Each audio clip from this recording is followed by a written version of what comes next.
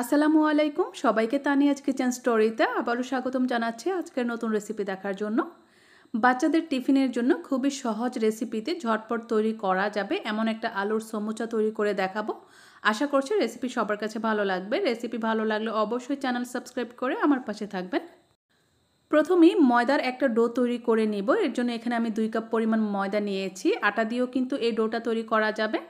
1/3 চা চামচ পরিমাণ লবণ, 1/2 চা চামচ পরিমাণ কালো জিরা এবং 1.5 টেবিল চামচ পরিমাণ তেল দিয়ে ময়দার সাথে খুব ভালো করে মিশিয়ে নিব। এভাবে হাত দিয়ে ঘষে ঘষে সব কিছু একসাথে ভালো করে মিশিয়ে নিতে হবে। আর যখনই তেলটা ময়দার সাথে খুব ভালো করে মিশে যাবে তখন এর মধ্যে অল্প অল্প পরিমাণে নর্মাল পানি দিয়ে আমি ডোটা তৈরি করে নিব। এখানে মোটামুটি টাইট একটা ডো তৈরি করে নিব। ডোটা অনেক বেশি সফট করা যাবে না। সাধারণত সিঙ্গারা তৈরি করতে আমরা যেরকম ডো তৈরি করি ঠিক সেভাবে ডোটা তৈরি করে নিতে হবে। ডো তৈরি হয়ে গেছে, এবার এটাকে ঢেকে 15 মিনিটের জন্য রেস্টে রেখে দিব।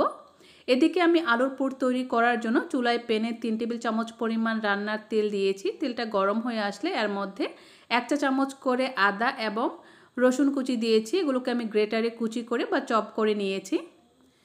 আদা এবং রসুন 1 মিনিটের মতো ভেজে নিয়ে এর মধ্যে আমি 2 টেবিল চামচ পরিমাণ পেঁয়াজ কুচি দিয়েছি। পেঁয়াজ কুচিগুলোকেও আমি কিছুক্ষণ ভেজে নেব। যখনই পেঁয়াজ কুচিটা ভাজা হয়ে সুন্দর একটা অ্যারোমা ছড়াবে তখন এর মধ্যে দিয়ে দিব 1/2 চা চামচ পরিমাণ 5 ফোড়ন। অবশ্যই এখানে 5 ফোড়নটা ব্যবহার করার চেষ্টা করবেন, এতে করে আলুর পুরের টেস্ট এবং ফ্লেভার দুটোই বেড়ে যাবে। পেঁয়াজগুলো কিছুটা ব্রাউন কালার হয়ে আসলে এর মধ্যে আমি 2 কাপ পরিমাণ আলু এরকম ছোট কিউব করে কেটে নিয়েছি, সেগুলো দিয়ে দিয়েছি। এখন আলুগুলোকে আমি এই তেলের সাথে 1 থেকে 2 মিনিটের মতো ভেজে নিব। তারপর এর সাথে দিয়ে দিব 1/2 চা চামচ পরিমাণ লবণ, 1/2 চা চামচ পরিমাণ লাল মরিচের গুঁড়া, 1/3 চা চামচ হলুদের গুঁড়া, 1/2 চা চামচ জিরার গুঁড়া এবং 1/3 চা চামচ পরিমাণ ধনিয়ার গুঁড়া। সব কিছু একসাথে ভালো করে মিশিয়ে কিছুক্ষণ আমি ভেজে নিব। 2-3 মিনিটের মতো আলুগুলোকে মশলার সাথে ভালো করে ভেজে নিয়েছি। আলুগুলো ভাজা হয়ে গেছে, এবার এর মধ্যে আমি 1 কাপ পরিমাণ পানি অ্যাড করে দিয়েছি। হালকা করে একটু নেড়েচেড়ে দিয়েছি। এবার ঢেকে রেখে চুলার আঁচটাকে মিডিয়ামে রেখে আমি আলুগুলো সেদ্ধ হওয়া পর্যন্ত রান্না করে নিব। আর আমি পানিটা এমন পরিমাণে দিয়েছি যাতে আলু সেদ্ধ হতে হতে পানিটা শুকিয়ে যায়। এবার আলুগুলোকে স্প্যাচুলার সাহায্যে এভাবে চেপে চেপে প্রায় অর্ধেক পরিমাণ আলু আমি গলিয়ে নিব। এতে করে পুরটার মধ্যে আঠালো একটা ভাব আসবে, পুরটা ঝরঝরে থাকবে না। আমাদের আলুর পুরটা প্রায় রেডি হয়ে গেছে। নামানোর আগে আমি কিছু ধনেপাতা কুচি দিয়ে ভালো করে নেড়েচেড়ে মিশিয়ে নিয়ে চুলাটা অফ করে দিব।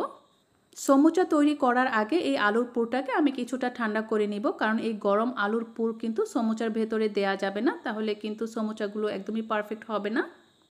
অন্যদিকে আমি যে ময়দার ডোটা তৈরি করে রেখেছিলাম সেখান থেকে অল্প অল্প পরিমাণের ডো নিয়ে এবার আমি সমুচাগুলো তৈরি করে নিব। প্রথমে অল্প পরিমাণ ডো নিয়ে আমি একটা রুটির মতো বেলে নিব। চেষ্টা করবেন রুটিটা কিছুটা গোল করে বেলার। তো মোটামুটি পাতলা করে বেলে নিয়েছি, একদম কাগজের মতো পাতলা করে বেলে নিই। সাধারণত সিঙ্গারা তৈরি করার জন্য যেভাবে বেলা হয় ঠিক সেভাবেই আমি বেলে নিয়েছি। এবারে মাঝ বরাবর এই রুটিটাকে আমি কেটে নিয়েছি। তারপর সাইড থেকে আমি এভাবে করে আঙুলের সাহায্যে পানি লাগিয়ে নিচ্ছি যাতে করে খুব ভালো করে সিল হতে পারে। তারপর একটা কাঁটা চামচের সাহায্যে এভাবে চেপে চেপে আমি এটাকে সিল করে দিচ্ছি। এতে করে সুন্দর একটা ডিজাইন হবে। চাইলে আপনারা হাত দিয়েও চেপে চেপে সিল করতে পারেন। তারপর মাঝখানটা এভাবে ফাঁকা করে এর ভেতরে আমি তৈরি করে রাখা আলুর পুরটা দিয়ে দিচ্ছি। পরিমাণ মতো আলুর পুর দিতে হবে। খুব বেশি পুর দিলে কিন্তু দেখা যাবে যে এটা পরবর্তীতে মগটা সিল করা যাবে না। আর অল্প পরিমাণে আলুর পুর ব্যবহার করলে সমুচাগুলো দেখতে একদমই ভালো হবে না। তারপর সাইডটাতেও আমি এভাবে পানি লাগিয়ে নিয়ে মুখটা সিল করে দিচ্ছি। তারপর মুখটাকেও এভাবে চামচের সাহায্যে চেপে চেপে একটু ডিজাইন করে দিচ্ছি, এতে করে সমুচাগুলো দেখতে অনেক বেশি ভালো লাগবে। তো একটা সমুচা আমি তৈরি করে নিয়েছি, আরও একটা আমি তৈরি করে দেখাচ্ছি আপনাদের সুবিধার জন্য। যারা আপনারা আমার এই ভিডিওটি ফেসবুক পেজ থেকে দেখছেন তারা কিন্তু অবশ্যই আমার পেজটাও ফলো করতে ভুলবেন না, যদি ফলো না করে থাকেন। এভাবে করে সবগুলো সমুচা আমি একই পদ্ধতিতে তৈরি করে নিব। আপনারা যদি অন্য ডিজাইনে তৈরি করতে চান তাহলে সেম ডো এবং আলুর পুর দিয়ে অন্যভাবেও তৈরি করতে পারেন, খেতে কিন্তু একই টেস্ট হবে।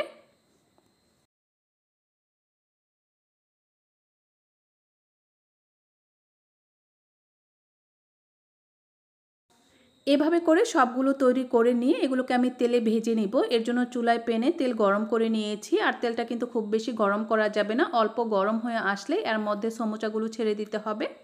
আর চুলার আঁচটাকে মিডিয়াম লোতে রেখে প্রথমে এটাকে ভাজতে হবে, যাতে করে সমোচাগুলোর গায়ে ফোসকা না পড়ে যায়, এতে করে সমোচাগুলো দেখতে ভালো লাগবে না। দুইটা পাশ কিছুক্ষণ ভেজে নিয়ে আমি চুলার আঁচটাকে বাড়িয়ে মিডিয়ামে করে দিব। তারপর এগুলোকে উল্টে পাল্টে গোল্ডেন কালার করে ভেজে নিব। প্রথমে অল্প আঁচে সমোচাগুলো ভেজে নিলে সমোচাগুলো অনেক বেশি ক্রিস্পি হয়।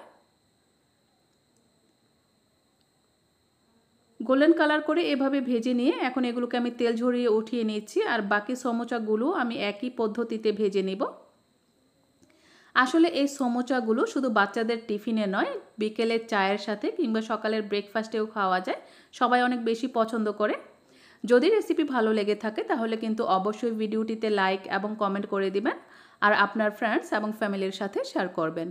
সাথে থাকার জন্য সবাইকে অনেক অনেক ধন্যবাদ। আল্লাহ হাফেজ।